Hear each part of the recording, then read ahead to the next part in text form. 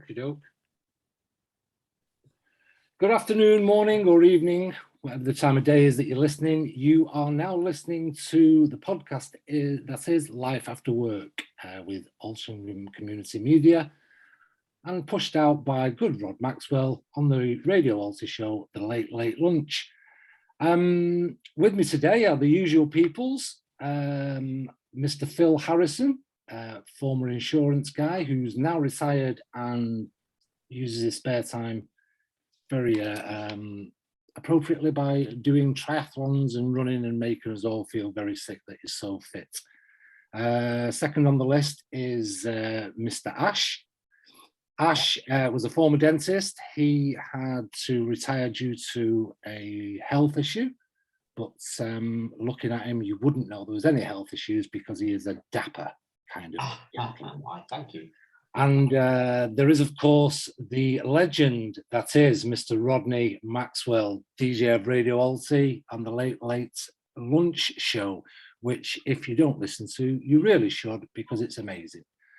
And last, but by no means least, is myself, P.A. Davis, former GMP cop, who's now retired and lives in Skiathos in Greece, where I don't do a lot really. I write a bit and just enjoy life to the full.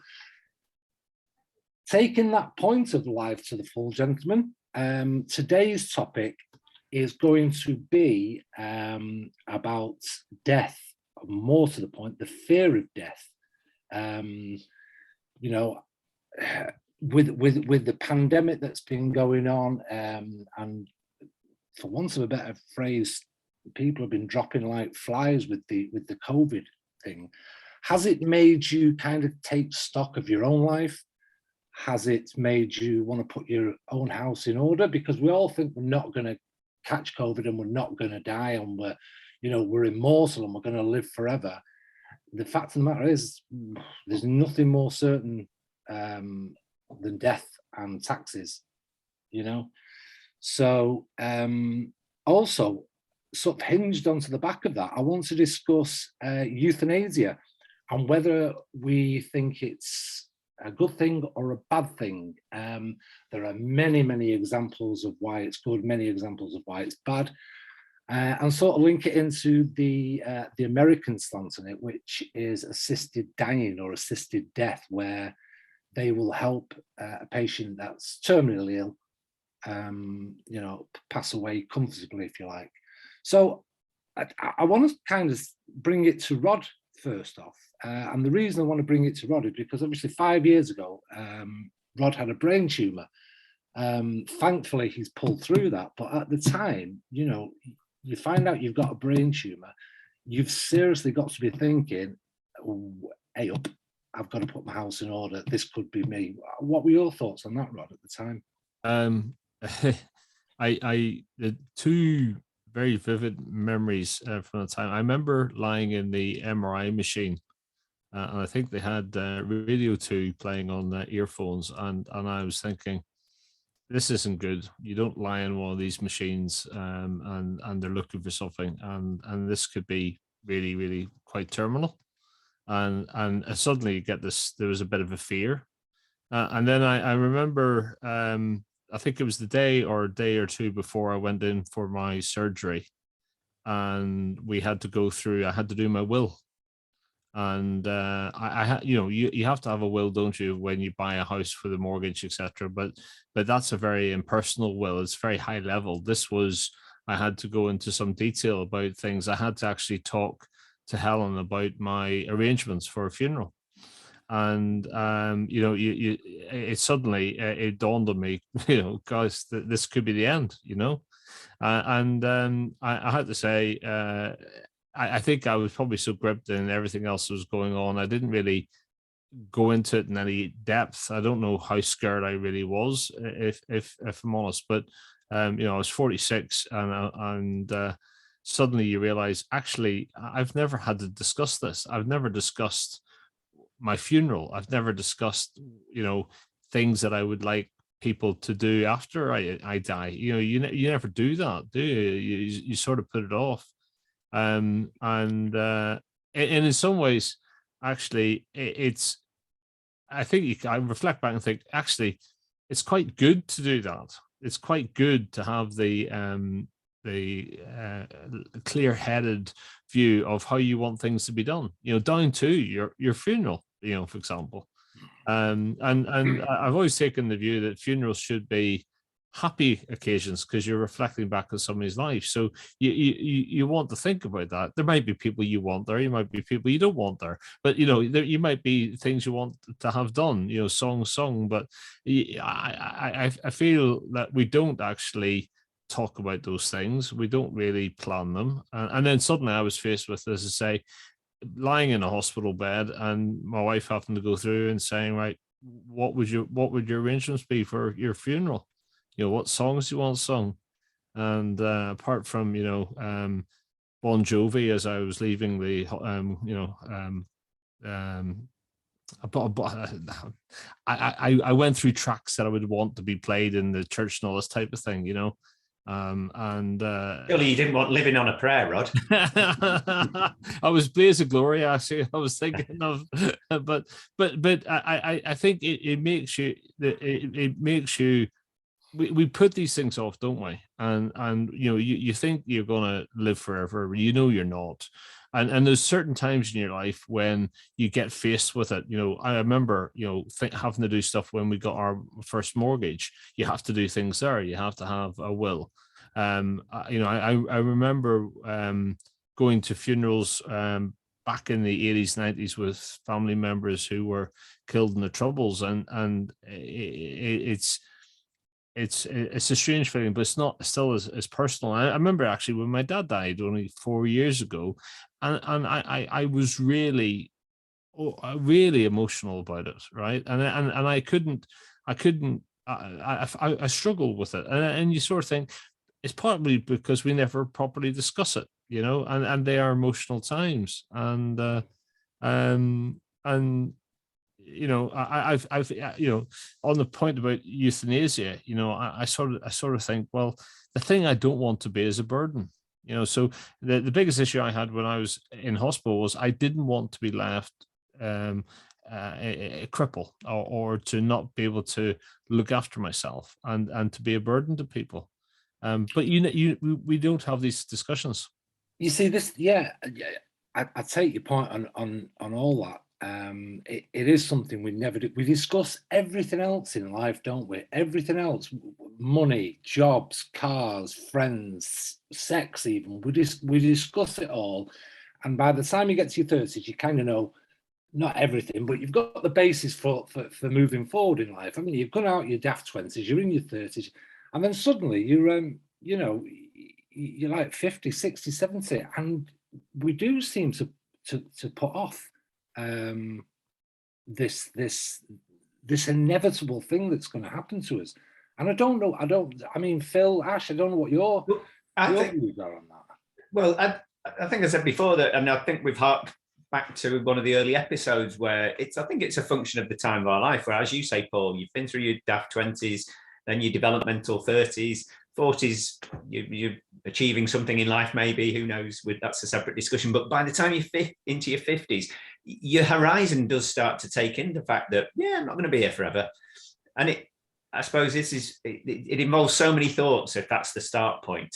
And I might contradict myself in some of this, but I think it's sort of a healthy thing to do in one way, because I'll start with the other side of the coin.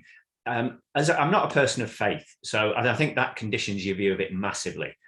For me, when the light goes off, that's that for me. And I'm not trying to dissuade anyone else of a different view, but that's my take on things. And that could be quite a bleak thought. And that's why, in one sense, I don't try and dwell. I try not to dwell on it too much. It generally isn't a cheery subject, because I'm enjoying my life, and I don't like to think of not being here and seeing I've seen my kids grow up, but seeing maybe grandchildren grow up and all that. However, as you say, it's a fact, and I'm not going to ruin my life. What a terrible waste that would be, to ruin your life because it's going to end at some point. That doesn't make sense. So that's the start point, and the reaction to it. I think it's a useful thought to keep in mind that, well, I'm not here forever. So what am I actually going to do with this time that I'm gifted? And actually use it to a positive, to say, well, that's the same for everyone. We've got a certain time. And I'll also say, we're none of us entitled to a certain quota either.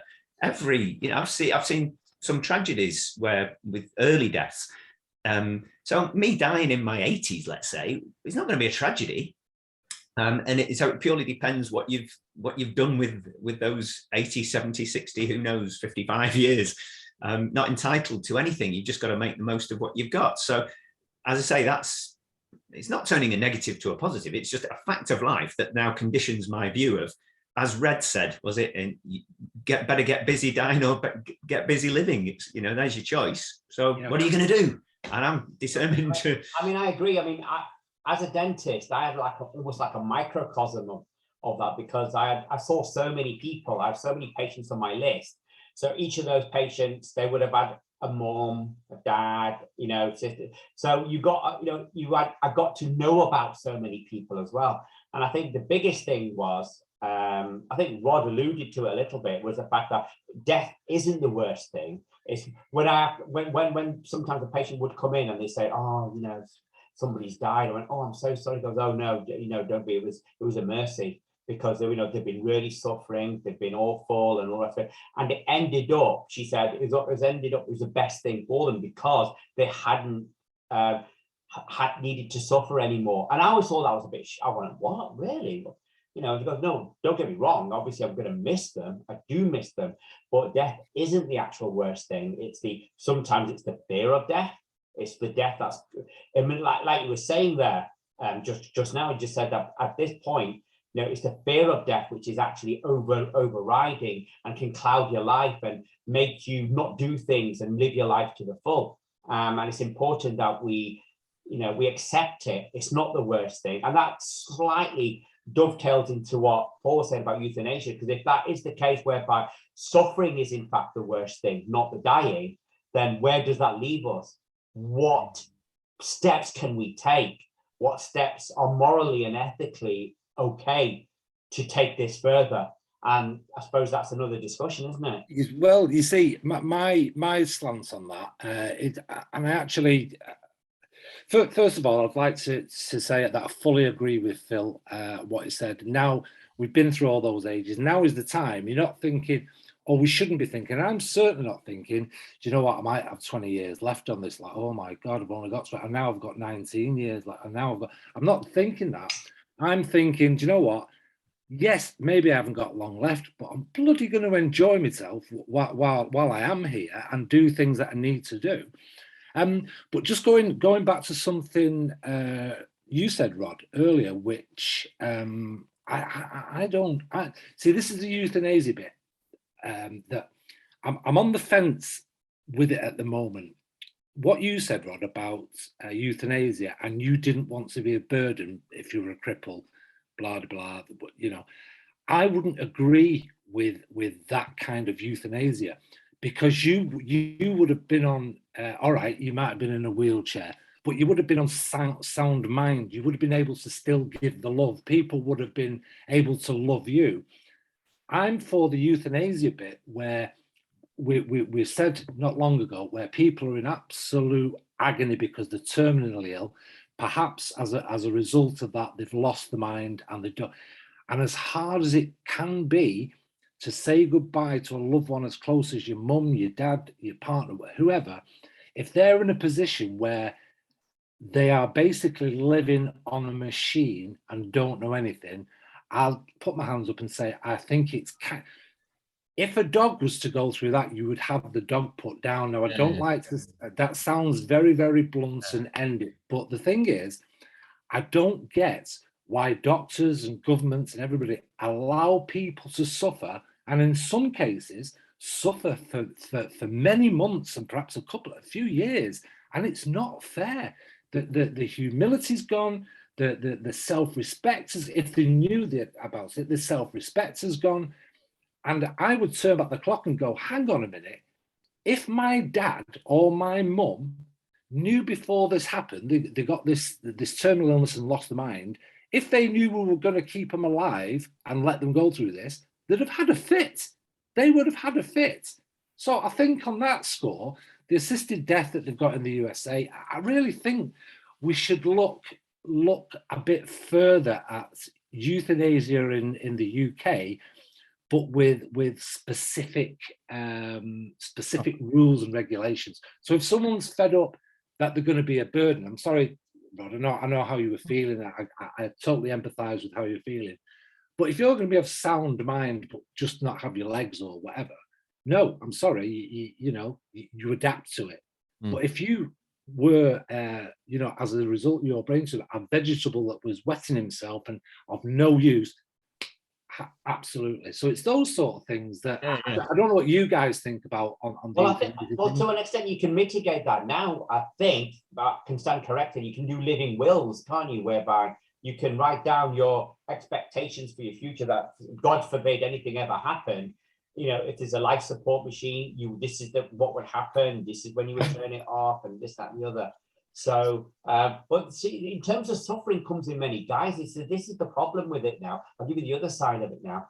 So suffering, you can talk about physical pain and agony, and then you're talking about emotional and mental agony as well. For example, if you've got someone, God forbid again, loses their legs and that sort of thing, and then, to us, that seems, just get on with it. It's fine, they'll be okay. But to them, they might have been an athlete, they might have been in the armed forces, or, there could have been a different kind of job. They might have loved walking, and that is crushing to them. If they can't do something like that, the mental well-being, they just think to themselves, perhaps, oh God, I can't live like this. I really don't want. And us looking out will go, what? You're not in pain. You're not on anything. Why don't you just get on with it? But that's the fine line between euthanasia and suicide.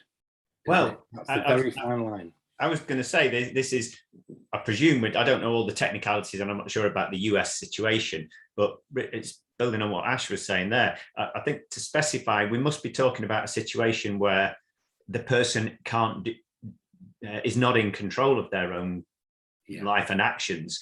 Otherwise, as you say, that's the suicide bit. For me, it's up to the individual to put whatever value they want on their life and do whatever they want with that life and it doesn't matter what I think about it. And with respect, it doesn't matter what you guys think about it either. It's all about just what that individual wants. And it's a very fine argument and a balance of arguments, because that leads me next to say, in that situation where somebody decides they want to die, and it's not for me to judge their suffering, their physical or mental or otherwise. I will never be in their shoes, be able to see with their eyes. It's for them. I might try and counsel, guide, encourage, do whatever I might from my position, but ultimately it's their call. And as long as they're of sound mind, again, who is to say that they're not? And who is to say that's wrong for them? It's only their opinion that matters. So it's this horrible situation where they aren't in a physical position to be able to carry out their wish.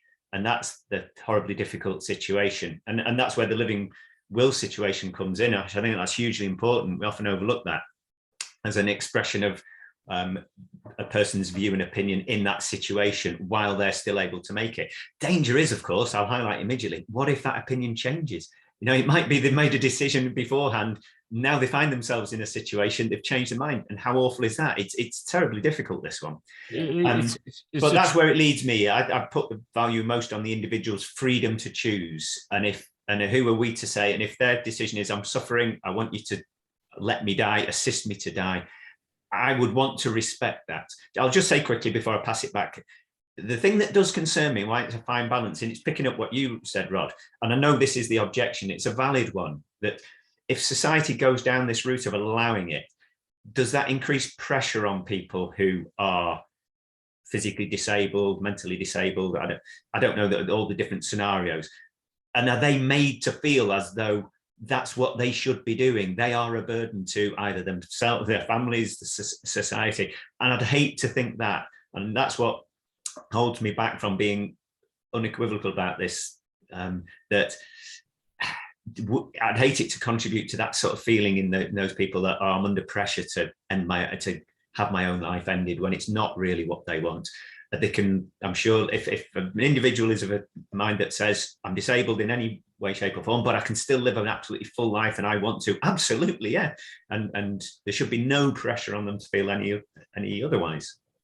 I mean, I just to be clear, the thing I feared was was, if you like, locked in syndrome type thing, where I would be conscious and I would be awake, but I wouldn't be able to communicate. I wouldn't be able to move, etc. It's beyond that. Then you don't become a burden to your family per se because you're in special facilities. But your life is, your life. What is your life then? So that's the thing I feared most. But haven't there been situations where people in that situation have come back from that or recovered and have then recounted how they could hear the doctors and their families talking about them and talking about maybe ending their life? And how hideous must that be if they're inside that metaphorical cage banging on the inside? Yeah, just hideous. This is the thing with it, isn't it? It's such, it's a massive debate, and I think the medical people and the governments and people of this country should be debating it, because it's not going to be, oh yeah, let's allow euthanasia. It's not going to be a day long. It's going to be a number of years discussion on this, for all the examples that we've just given. Like you just said there, Phil. oh, it's terrible. Yeah, we're going to have to end his life. We've got the right now. Let's end his life. And the poor man's screaming inside, no, don't kill me, because I can actually hear you and I know what I'm doing. And then comes back later. It's and the other thing as well, in something like that, if it was me, okay, if I had the say on whether to do it or not, can you imagine the guilt you'd feel for ending somebody's life, giving the okay to end somebody's life? Because that's when you start thinking about the what ifs, isn't it? Like that you said, Phil. What if they'd have made it through? What if they'd have come back? I've stopped that happening. It's a massive, it's a massive emotional decision, really is. And yet, thank goodness it wasn't the case, but I'm very hypothetical, so you can never be sure. But I'm going to sit here and I'm going to hypothesize that had a relative of mine in great physical pain, who felt consistently over a long period of time that though they didn't want to carry on living, but they couldn't end it themselves, would I help them? Goodness me, what would you do if but I would wrestle with it, and after a period of time, if that was their consistent long-term wish, would I feel compelled to say I have a duty to help them in that situation? Well, that's the irony of it, Phil. At the end of the day, you'll find a lot of the times when this does happen. For example, you've got this company in Switzerland, Veritas, and you can go there, but invariably the people who are escorted there are usually their carers. So it's going back to what you were saying there, Phil. So if you are a carer of someone that you love and they're suffering like this and they're not capable of doing it, because the carer, I presume, will have seen them day in, day out, week in, week out, suffering, and they're in agony and watching their life just, they're becoming. I think I'd have to help them if they ironically are the ones who are going to be the ones who will say, look, I understand this. I've lived with it. I'm caring for them. It's awful. I can't do this anymore. They don't want me to do it anymore. So, it's but it's not about the carer's wish. But if no, it's got to be if the carer, as in whoever's looking after them, okay, they're the only people who, let's say, the person who's afflicted trusts to do it,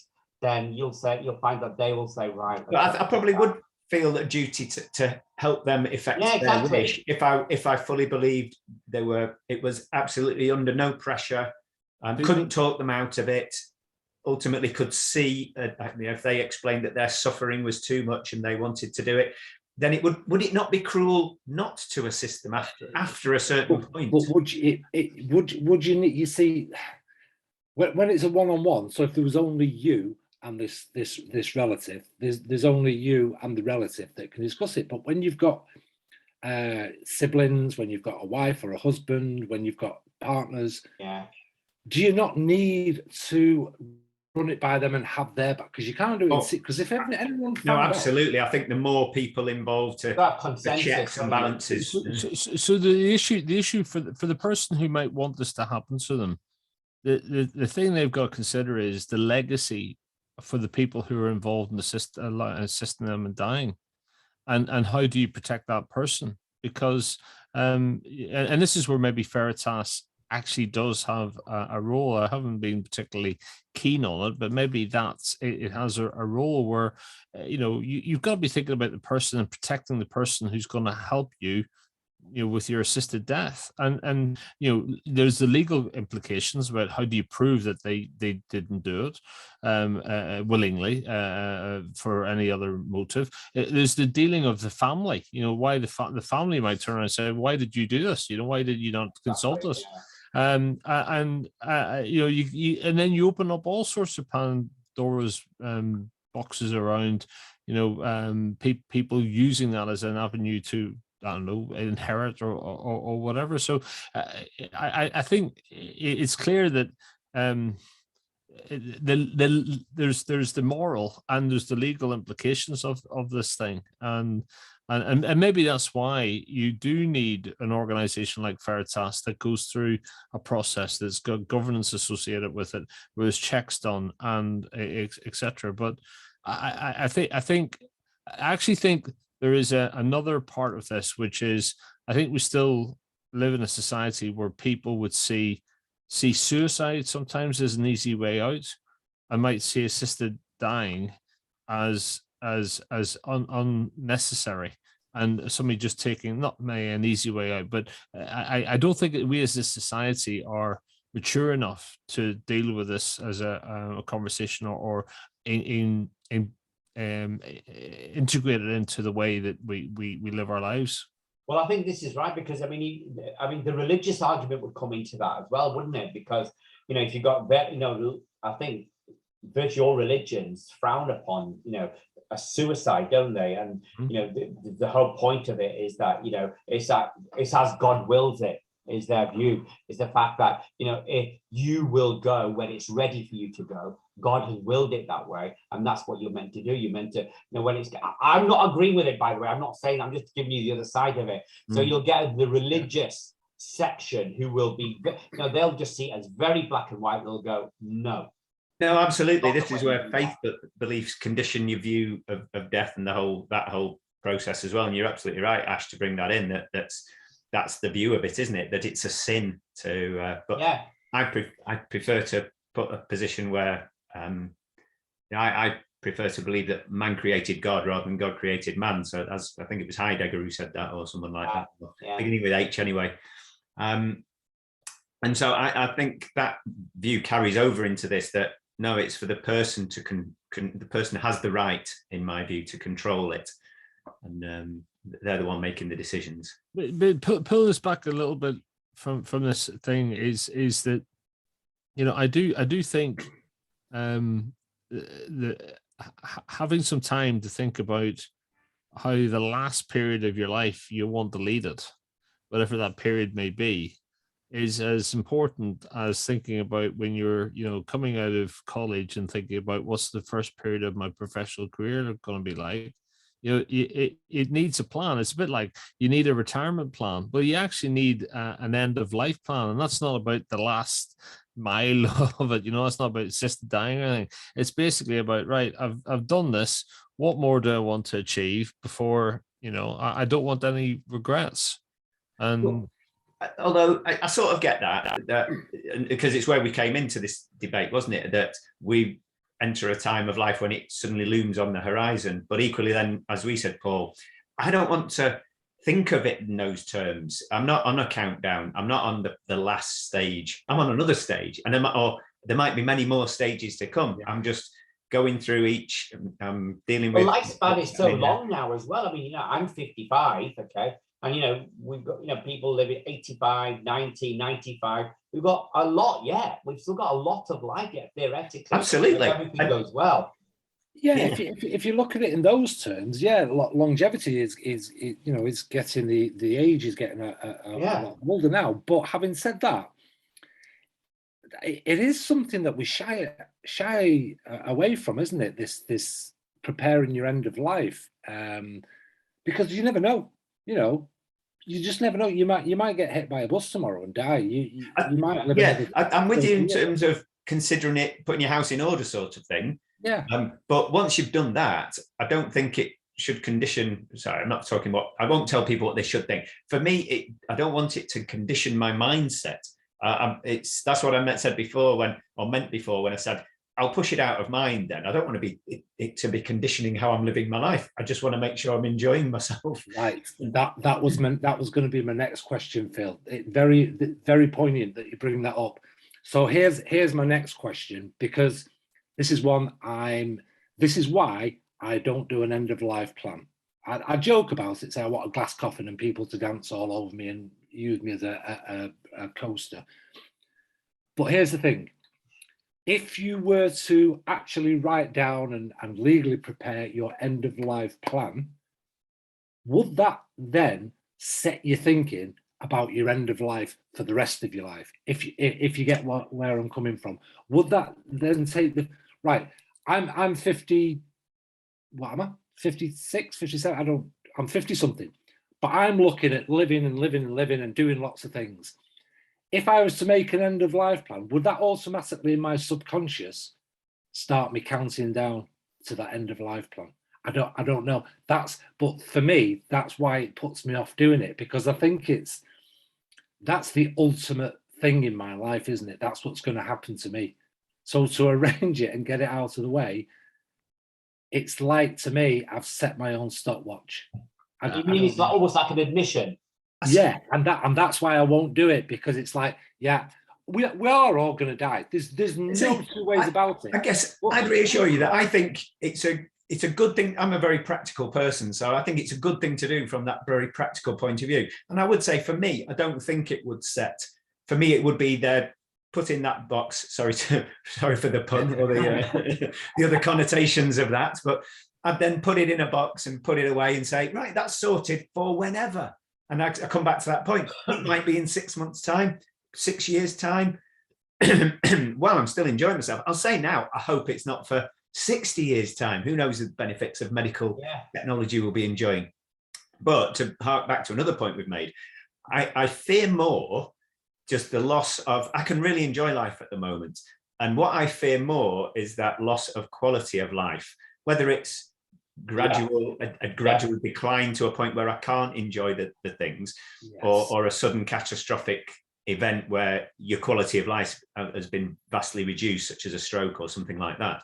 So that's far more to be feared in my book than, so it's about that quality of life. Absolutely, totally agree with that. Albeit, I will say, I'll use my father as an example. He was a very physical man, very fit man up to a certain age, but was a Parkinson's sufferer. So he did suffer a physical decline. And at times he found it hard to take.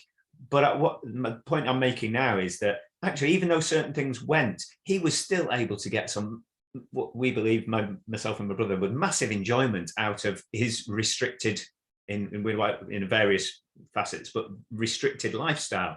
But he got a lot of joy. So these things aren't, there's always a perspective on them, isn't there? And there is, and I think that's the thing, isn't it? Like you say, you enjoy life doing the things that you're doing, but that's one of my fears, not being able to do, still living, but not being able to do. But if you have the state of mind where you lose the ability to do certain things, and then turn it and go, well, all right, I can't play football, but I can collect stamps, exactly, or something like that. Yeah, turn it around so you're still enjoying your life and things like that. So yeah, I think that's a good point. It doesn't matter what disability or what breakdown of your functions you get. I think there's always something you can grab a hold of to take you in a new direction. Go on, Rob. I mean, there's lots of things I can't do that I used to be able to do, right? But and one of the hardest things with my condition is you're never quite sure what your limitations are, right? So it's all relative, and it's only recently that I've experienced situations where I've gone, okay, if that happened in a professional organization, I would be in trouble. You know, I would have been a liability. But what I think you can do is you set your parameters, and you do what you can do, and you're thankful for that. You know, yeah, exactly. I mean, it comes down, Rod, I mean, to why we're here in the first place, the four of us, because that's what we've all got in common, really. I mean, it's particularly me with you, but not to the same extent. You know, my fingers, basically, I can't work. And then, you know, initially it was disastrous. It was awful. But then you come across, you, like you were saying, Paul, you find out other things.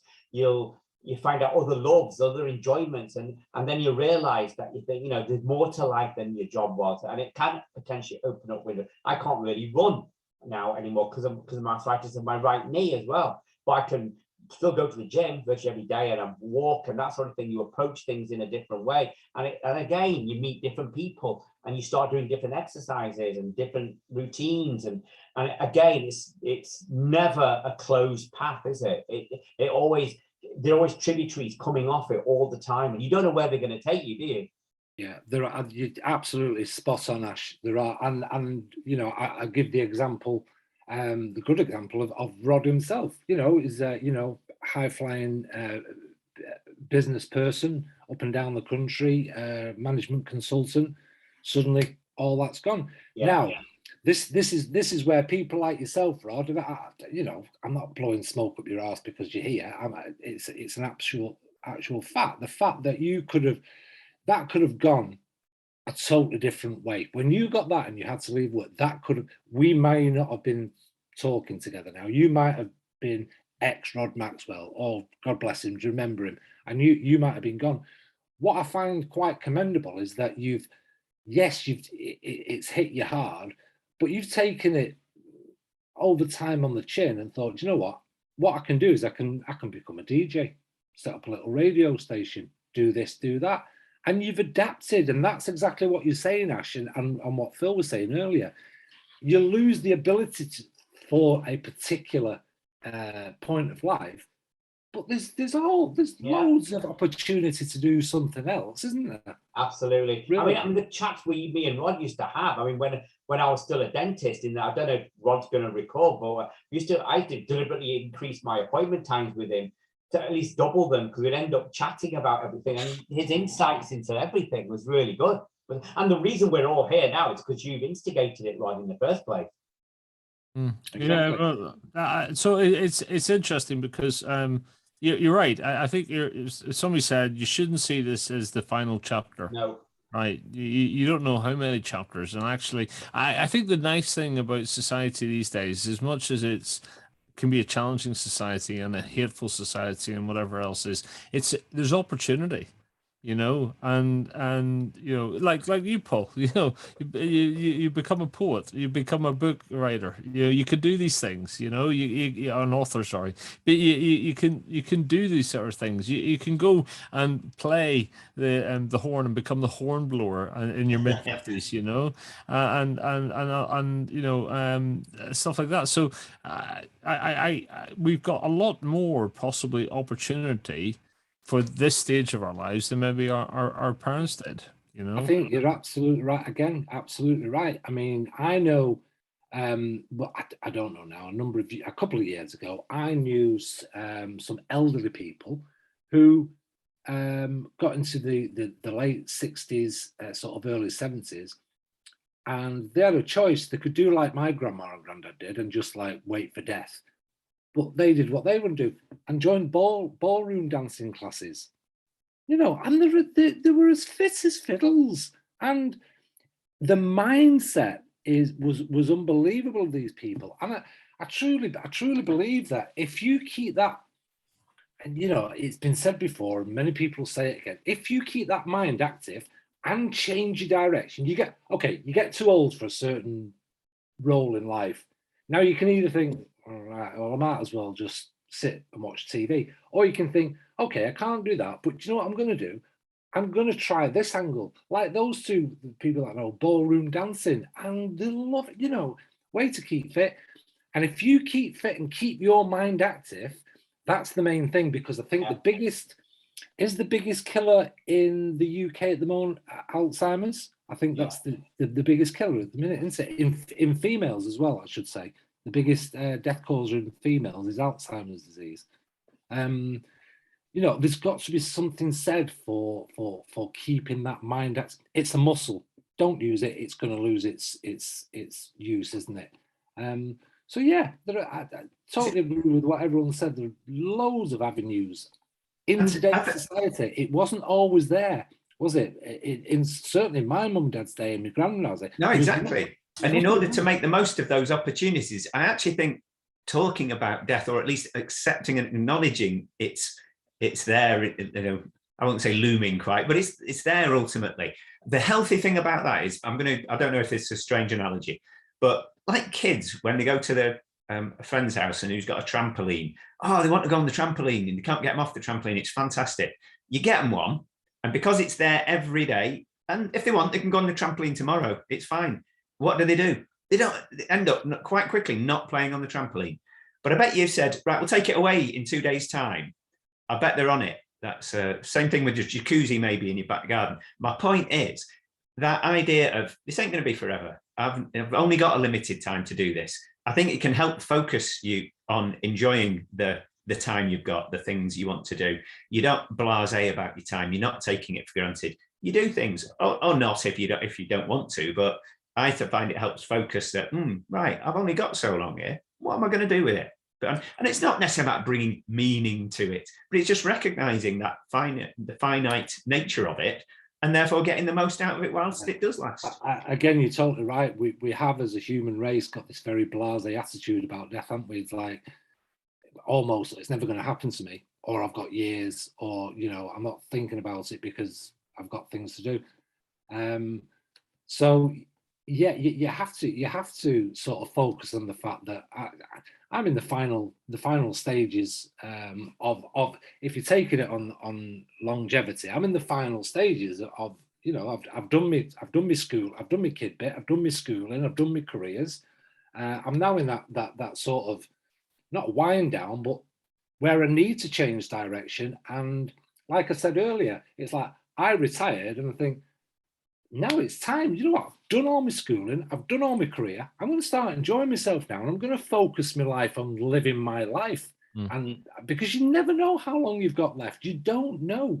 So, like we said earlier, enjoy it while you're here. Death's going to happen. You know, it could be around the corner. It could be miles away. But enjoy every minute. I want people to say when I die, do you know what? He died, whatever age, but didn't he enjoy his life? Didn't he have a good life? Great life.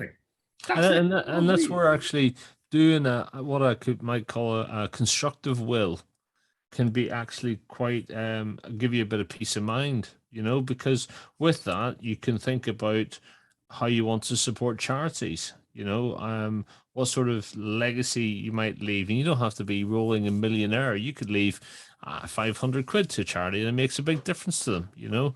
So doing that in a constructive and thoughtful way, when you've got the ability to do that, I think it gives you peace of mind personally, you know. Yeah, it does. The thing about making wills as well, though, which is right, here's one for you. This is very strange because I made a will many years ago. Now, in between making that will and today, I've probably rewritten it 5 times. So at what point do you think you should be making a will? Oh, I think you should.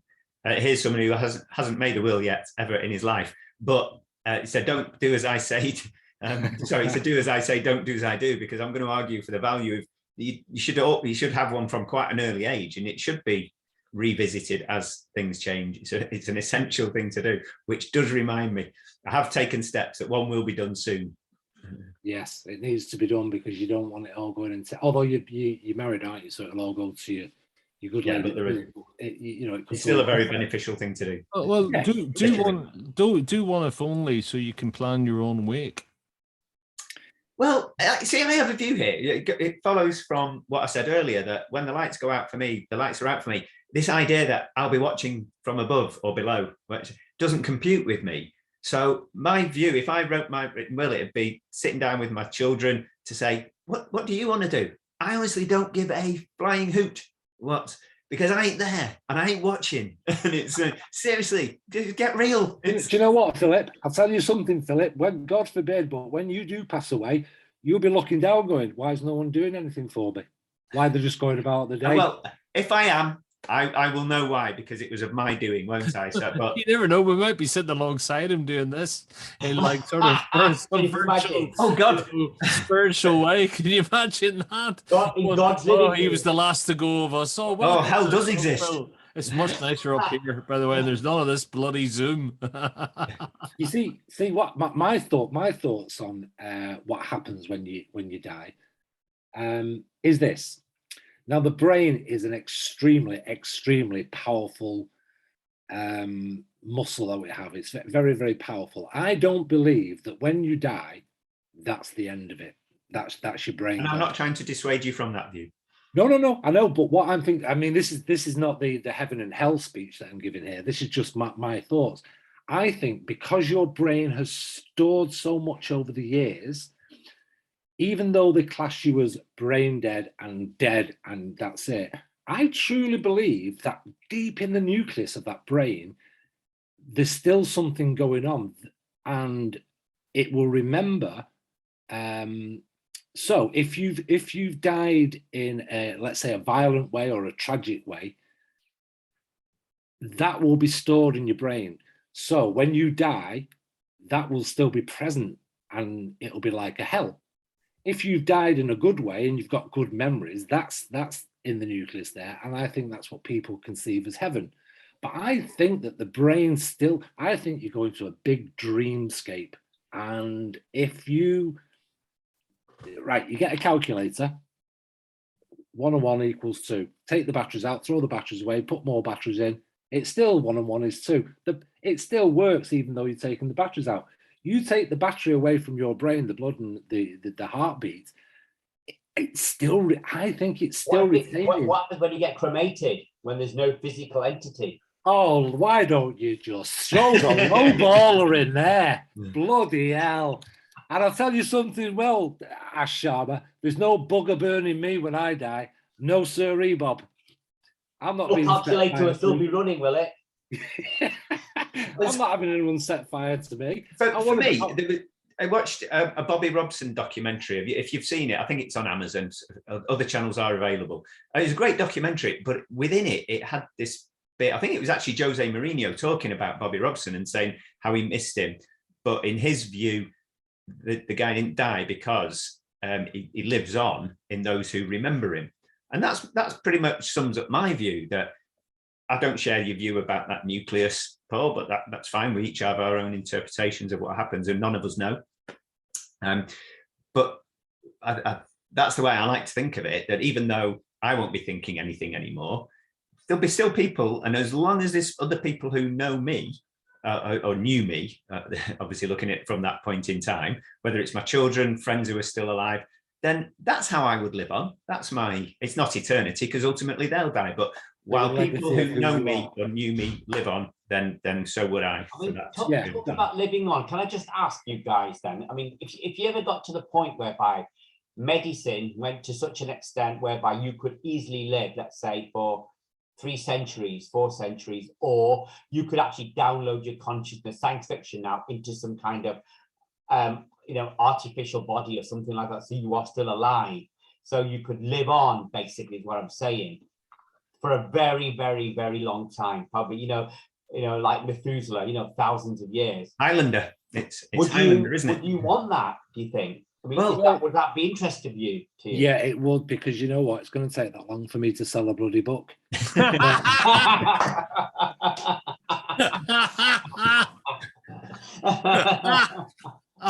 In all seriousness, Paul, that's the great thing about an artist or an author. It's on. It's a way of. That's a legacy as well. That's the way. It is. Do you know that all these famous people, like Da Vinci and all that, they were all poor when they died and got really. I don't want to be that. I want to be. None of this recognizing me after my lifetime. No, I don't want it. I can't drive a Rolls Royce in heaven. No. Seriously, Ash, I actually don't think it's healthy for the people or society, because I think that you just take that grumpy old sod thing and you multiply it 100,000 times, and you sort of think there'll be a time when actually society will change and you can't change as fast as it is.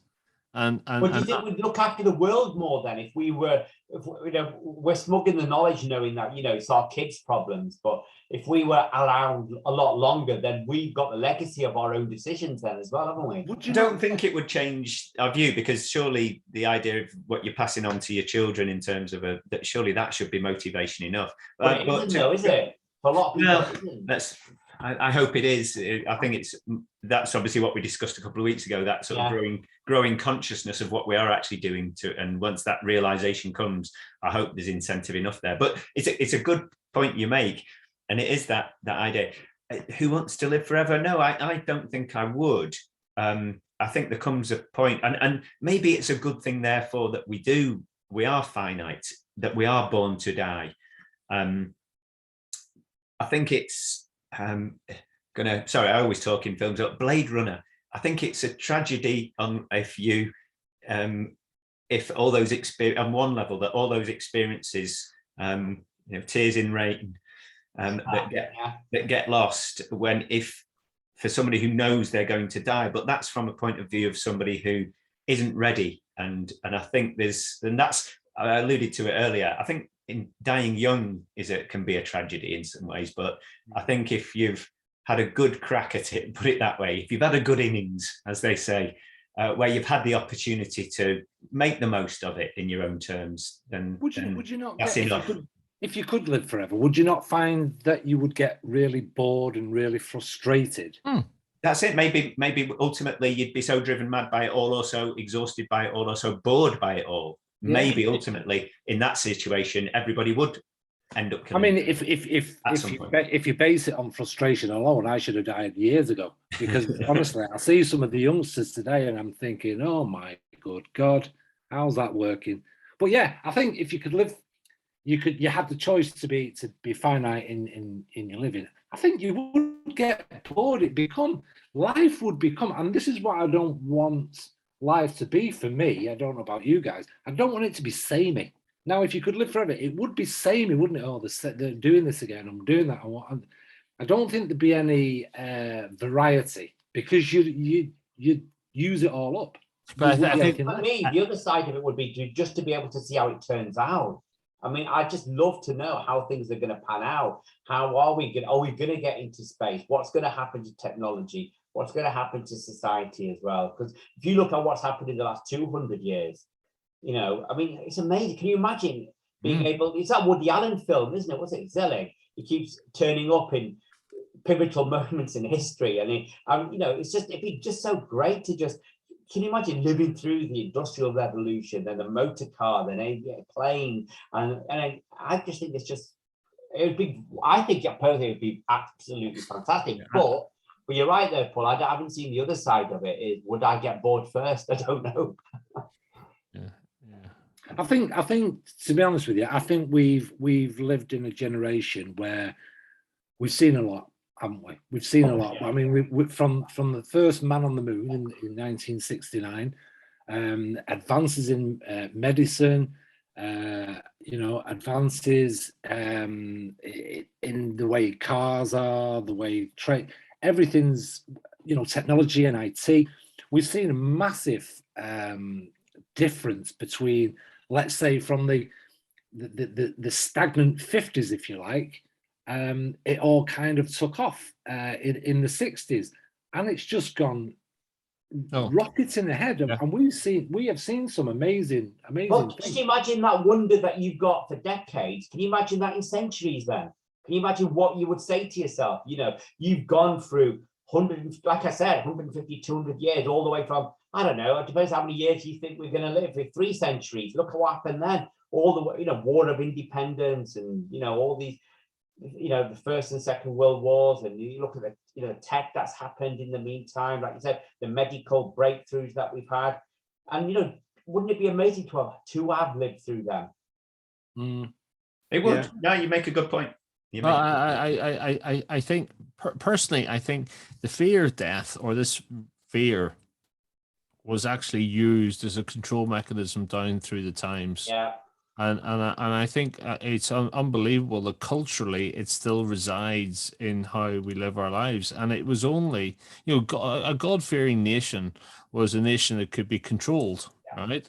And it's taken generations to start to chip away at that, and not fear death per se, but to take it for what it is, which is inevitability, and plan your life to be as good as it can be up to that, and plan to have a death that is one that you want to try to have, not necessarily, it can't always be the case. And so as a society, we've always feared death because it's been a control mechanism in some ways. And we've got to turn it on its head a little bit and go, we know it's going to happen. And actually, how do you want to live your life rather than fearing Exactly. your death? Yeah. It's the start of the debate, not the end of anything. It's the absolutely. and do I fear death? I don't know. I just don't want to be there when it happens. That's all. Here's a strange question for you. Okay, so let's take that we're all going to be fit and healthy. Average age of dying is it 80 for men, 78 for men, 80 for women, something like that. So we know, given a law of averages, we might have another 30 years to go till we're 80 and then pass. How do you think people used to think when the average age of dying was like 35, 40? Oh, I goodness. absolutely do think it conditions the way you view things. I was going to mention earlier, actually, you've raised a brilliant point there. They do say that people who get a terminal diagnosis of, say, a year or 2 years, whatever it might be, but the world looks totally different, and it's almost like they enjoy every day so intensely. And I think that must be, and it's sort of what I've tried to latch onto in saying, when you become conscious that things are finite, hopefully it amplifies, concentrates, enhances the time that you've got here, because you are conscious that it ain't forever. I mean, I think if you do accept death, I think it makes you less blasé about life, doesn't it? And appreciate it. I think, more appreciative, I hope. But I will go back to this point, Paul, that I really don't want to think in terms of these averages, because at the moment, you're probably thinking that because, if average is 80 and we're in our 50s, we've got a good time to go.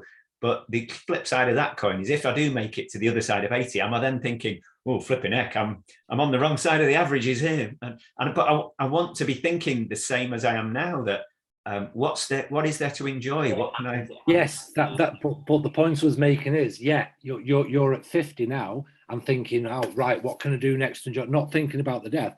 But at 50, in the olden days, you'd have been dead. No, that's. So my question was, what do you reckon their mindset was? Where the average age was like 35, 40. If you were 40, you were an old person. How? It's very hard to sort of fathom how they would be thinking. Do you not think that's why, number one, they often people got married earlier? They had lots of children because they wanted children to look after them. I mean, I know also there was a high death rate as well. So you played the percentages with that, but you often, so they sort of squeezed everything into their lives. And part of what we've got to do is pace ourselves more, No, because that's what I mean. If they squeeze things in more, live more life more intensely and intensively, maybe because of the time scale element to it, the perspective on it was different. If we start having that perspective of all the time in the world, and I think all it does is just slow that down and dilute that intensity. But yes and no, Phil. I guess you could take the view, which is I might have to work longer, right? So because I'm going to live longer, I can't afford a very long retirement. So actually, rather than rushing at your career, like you've got 30 years, 35 years, and then you're going to go boom, you might pace yourself where you're going to say, it's a 40-year career. I'm not going to burn out quickly. Well, let's not forget that, I mean, that's the problem we've got as a society with pensions in the West now, because when they were first conceived of, the average time lifespan after receiving your pension was about 3 to 5 years, wasn't it? Something like that. And the whole point is now we've got 30 years, which is fabulous for us. And that shows that different sort of timescale perspective that you've got. We're in a superbly fortunate position. I mean, this is it. I mean, sorry, Rod. The point I was going to make of what you were saying before was, the lifespan was 30 years, 40 years, and that sort of thing. If you go back, if you look at Victorian societies when people used to work, fingers to the bone, and they had a really poor lifestyle, didn't they? Housing was rubbish, diet was rubbish, medicine was rubbish, absolutely awful. I don't think they had much time to actually wonder like we do. We've got a lot more leisure time now, haven't we? Whereby we can do things like this and ponder things, do a bit of navel gazing. I don't think they had time to do that. They were too busy working. I think you're absolutely right. Hours a day, weren't they? I think you're right. I think you're absolutely right. We have got way too much. Don't get me wrong. I'm not saying this is a bad thing, but we have got a lot of leisure time. Well, we're fortunate, aren't we? So my thought was, somebody mentioned, oh, Rod's taking his invisible cup of tea again. My thought was, if you only had till 40, did you have much of a life to squeeze in, or was it paced then? Because you didn't have as much leisure time. You didn't have computers. No, exactly. That's what I was saying. I wonder if you lived it that much more intensively. We'd have been doing this program. It would have been called Life After 30. Well, exactly. That's what I'm saying. At that time, there was no life to squeeze in. There was no leisure time. At the end of the day, you worked at the factory till God knows, 15 hours a day, and then that was it. It's finished. It was almost like, whether call it God, call it nature, call it whatever you like, was setting the foundations for a longer lasting human race. Because they only had so many, like Rod said before, they had loads of kids to look after them. They grew. So whoever's looking down, or whatever nature decides, has said, right, do you know what? We've got their legacy pushed forward. We've got the amount of humans that we need. We'll now let them live longer and let them start developing things. It's very, do you know what? It introduces a whole other debate now, isn't it? It absolutely is. It really is. Well, shall we take it right back next week and do our top 10 Christmas songs? Just because we've let's take it back to some more simple things, Or films. Or films, yeah. So it was going to be films, wasn't it? Right. There you go. What a big subject. Well, top 10 Christmas films. Let's throw some music in there for the DJs amongst us. But also, we were going to do the worst and best present that you've ever got, or you've ever given, or something like that. That's okay. Good. That'll do. Okay. And I know Ash is chomping at the bit for that series because he's had his list prepared for weeks. Right. Well, Hornblower, you go and have a good practice. Yeah. Well, I've got to get my daughter moved into a new flat, so congratulations. We'll see you next week then. All right, cheers, guys. Thanks, guys. Look after yourself. Enjoy life.